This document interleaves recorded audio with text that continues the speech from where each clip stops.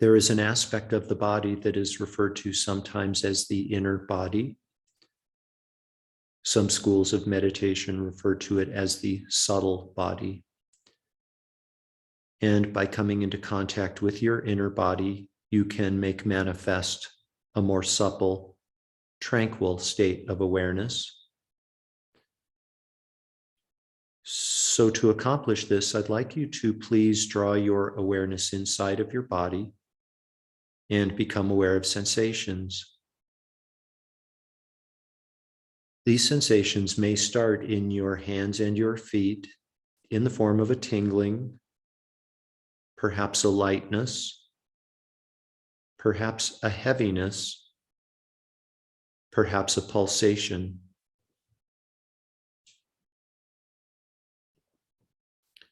No analysis is necessary. There's nothing to figure out. Just be the silent observer of these sensations and allow an even more tranquil, supple state of awareness to emerge.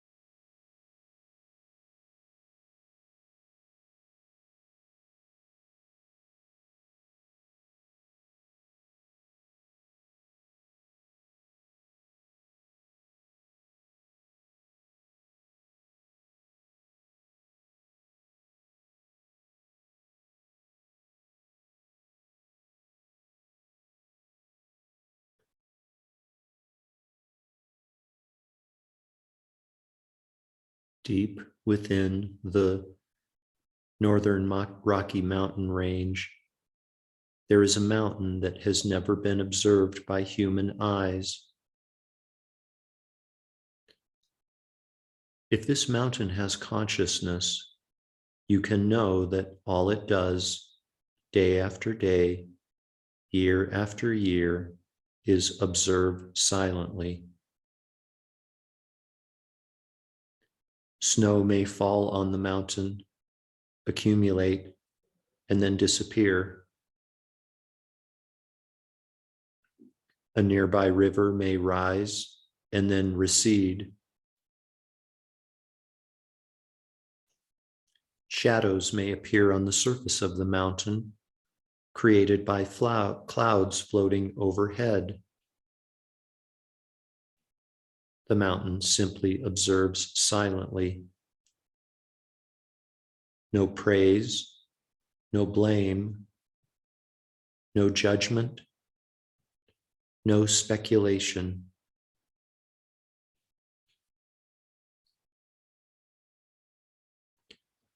Your own awakening may not occur for several centuries, or it may occur later today.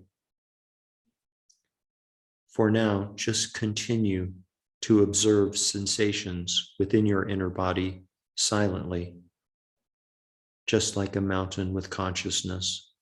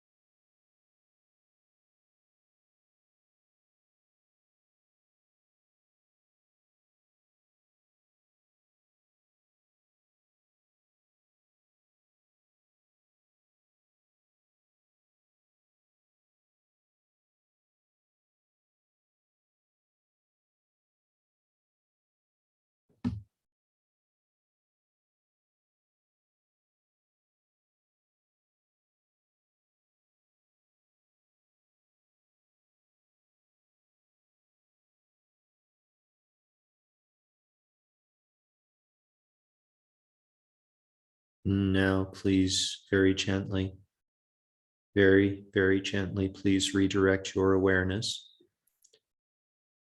Become aware again of your physical body and allow your breathing to become less shallow.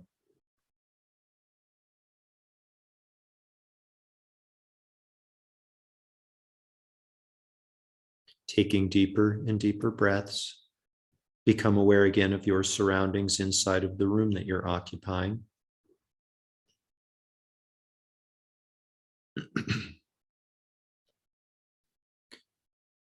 Become aware again of the world that exists outside of the room that you're occupying. Become aware again of nearby mountains, of nearby countries, of nearby continents, of nearby planets.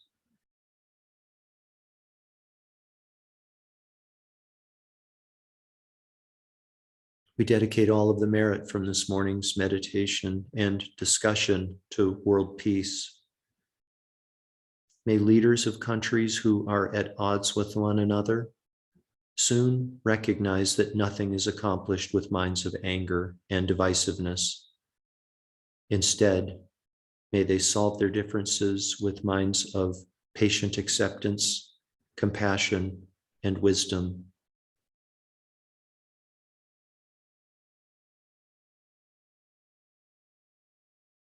Completely fill up your belly and lungs with air, and when you're ready, you can open your eyes and bring your meditation to an end.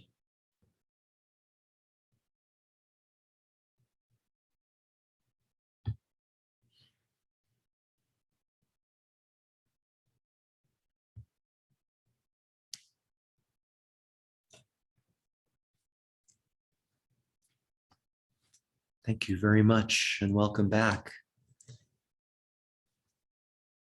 So we have an intimate group here this morning. What do any of you have any questions that you'd like to ask? Maybe this would be a good opportunity to ask questions or to share any experiences that you're having or challenges or objections or anything at all.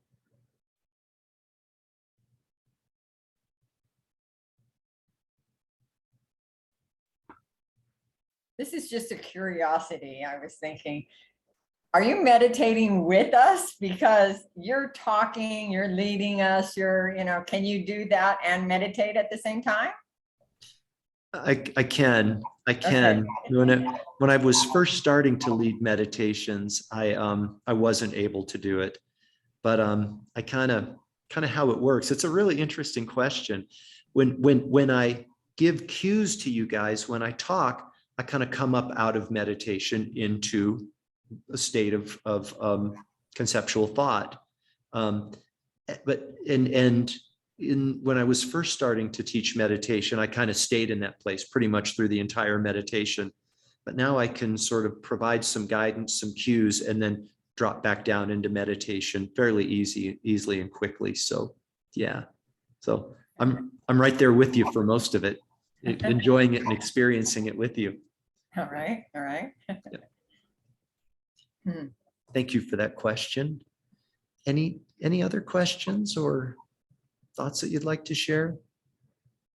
If not now, please know that you guys have license to ask questions anytime, even during the middle of a talk. You know, the class that started a year ago that is still going, we've got 9 or 10 people that get together every Monday and Friday morning at 8:30, and they kind of used to be reluctant or hesitant to ask questions and make comments. Now it's like no reservations at all. They just like let it all hang out, which is wonderful. Because when one of us asks questions or does a share, I think the collective benefits. So our group will evolve however it evolves, and that'll be completely fine. So on Monday, we talked about the suggestion that we should know suffering. We should know suffering so that we can diagnose clearly and accurately that which ails us. On Wednesday, we talked about kind of an aspect of suffering that we might not be aware of. Maybe we are. This kind of nonstop, discursive, directionless, oftentimes pointless thinking that goes on in our head over and over, sometimes referred to as discursive thought, just random, directionless, pointless thought, and how that's a form of suffering. Eckhart Tolle says about that. He says we don't really. It's this crazy phenomenon because almost everybody experiences it, but nobody talks about it. Nobody acknowledges the noise machine in the head, or what Michael Singer calls the obnoxious roommate who won't shut up in the head. Like it's pervasive, yet nobody ever talks about it. So it's kind of a curious thing, and maybe by tasting the fruit of meditation and experiencing the quiet stillness of non-conceptual awareness that is free of thought, maybe a contrast will be created and we can come to recognize that, yeah, this noise machine in the head is not serving me. It is a source of suffering, and it's time for you to go. It's time for this roommate to go. I've had enough of you. You're getting your eviction notice. So I'd like to share with you. I'm going to go ahead. I'm hearing a little bit of feedback, so I'm just going to go ahead and remute everybody. There we go. Denise, I'm having trouble. Let's see if I can do it here. There we go. Okay. I'm going to read you a little excerpt on suffering from this great book that I'm just loving. I'm about maybe 3/5 of the way through. It's called When You Greet Me, I Bow. When You Greet Me, I Bow, by a guy named Norman Fisher, who got longtime meditator. He definitely has street cred for sure. And he presents some of these ideas in a way that I find very accessible, readable and accessible. So this is from a chapter called Suffering Opens the Real Path. Norman Fisher writes, can you all hear me okay? So far, so good? Okay. Norman Fisher writes, the most astonishing fact of human life is that most of us think it's impossible to minimize and even eliminate the most astonishing fact of human life is that most of us think that it is possible to minimize and even eliminate suffering. We actually think this, which is one reason it's so difficult for us when we're suffering. We think this shouldn't be this way, or I'm going to get rid of this somehow. I think many of us believe that since suffering is so bad and so unpleasant, if we were really good and really smart, it wouldn't arise in the first place. Somehow suffering is our own fault. If it's not our fault, then it's definitely someone else's fault. But when suffering arises, we think we should surely be able to avoid it. We should be able to set it to one side and not dwell on it. We should, quote, move on, end quote, as they say. Go on to positive things. Do a little spiritual practice, meditate, get around the suffering, and go forward. We shouldn't allow the suffering to stop us, not allow it to mess us up. We believe that if we only play our cards right, we could have a positive life without much suffering. We constantly come back to that way of thinking.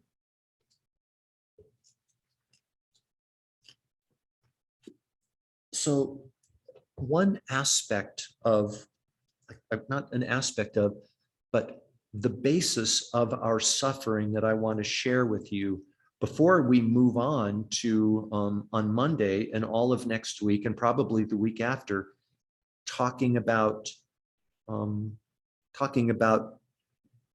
the opponents to the different states of mind that cause us the most suffering.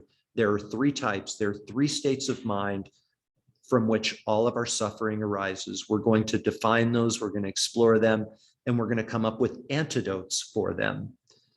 For the rest of our time today, I just wanted to share with you the basis of all of the suffering that we experience, including the three, we'll call them these states of mind, we call them delusions. The basis for all of the suffering that we experience, and that is that we ascribe to certain places, situations, inanimate objects, and people, we regard them as being intrinsically good, bad, or neutral. Okay. Rather than the way the way the engagement really is, which is in fact a perception. We have a perception of a person, place, situation, or inanimate object as being good, bad, or neutral. But that's not how when we're in meditation class and on our best behavior, we can recognize that, yeah, I understand that kind of the world around me is my experience of that is my perception of it. I recognize that there's really kind of, for the most part, no such thing as a fundamentally intrinsic good thing or bad thing or neutral thing. It's my perception that makes it that way. But if we check carefully when we're out living our lives on a day-to-day basis, that's not how we live our lives. We regard things as being bad or good or neutral. Bad and must be removed. Good, I must get closer to it or get more of it. Or neutral, doesn't relate to me, so it's irrelevant. We go around making these definitive, absolute value judgments over and over and over. Good, bad, neutral, good, bad, neutral. And kind of are asleep to the fact that it's really just my perception of the thing that makes it good or bad or neutral. Couple of litmus tests, really powerful litmus tests to demonstrate to ourselves that this is true.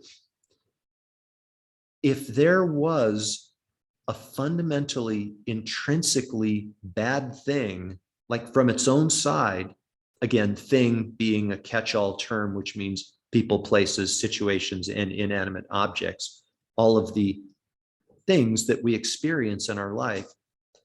If there was such a thing as something that is good or bad or neutral from its own side, everybody would regard it the same way. Everybody in the world would regard that thing as being bad or good or neutral. And the fact is, no such thing exists. Why? Because we all have different minds, and therefore we all have different experiences. Well, actually, we all have different minds, therefore we all have different perceptions, and therefore we have different experiences. Now, the thinking mind likes to go to, often likes to go to extremes. Well, what about the Holocaust? What about the Holocaust of World War II? How can we not say that that is fundamentally bad? And my response to that would be to encourage you to kind of save those extreme situations for contemplation at another time, and maybe use more everyday examples that relate to your life, like a neighbor who gets on your nerves, an inconsiderate neighbor. We regard this neighbor, it's not, I perceive this neighbor as being inconsiderate. This is an inconsiderate neighbor, period. But there are other neighbors around who don't have that experience of them. So where is the inconsiderateness coming from? It's a projection of our mind. So that's one litmus test. If everybody regarded a thing as being, if a thing were really fundamentally bad from its own side, everybody would regard it the same way. No such object exists nowhere in the world.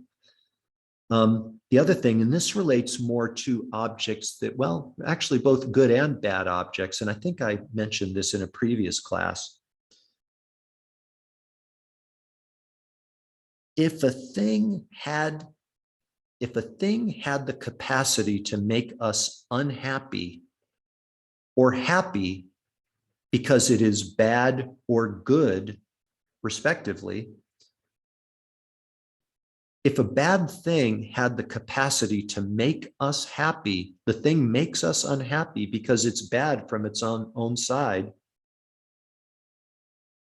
then all it could do would make me unhappy, right? It would be an unhappiness producing object, and it always would function to bring me discomfort, dis-ease, frustration, resentment. No such object exists. Same with good objects that make us happy. Like when we've met the new love of our life, perhaps, this person makes me happy. He or she makes me happy. She or he is a happiness producing object. If that were the case, all they could do is make you happy. Every single contact that you had with them. And guess what? Sometimes even our closest loved ones get on our nerves. And sometimes even our most hated arch enemies do things that surprise us, right? Surprise us. So that's the basis for where we're going with this, is that to the extent that an object has any qualities at all, that is a function of our perception of them. It is not a function of inherent or intrinsic innate qualities coming from the side of the object. It's like that saying, maybe one of the most famous quotes of the Buddha: all that we are arises with our thoughts. With our thoughts, we create the world. including good, bad, or neutral objects. We create them with our mind, which is good news because we have the potential to be able to control our mind, to train and control our mind. And therefore, we can control and change how we perceive people, places, situations, and inanimate objects. So, all right, you guys, 10:04. I ran over 4 minutes. Sorry about that. Hope to see you guys on Monday. Thank you for being here. Have a great weekend and a great day. Okay. Bye-bye. Thank you. Thank You're you. welcome. You're welcome.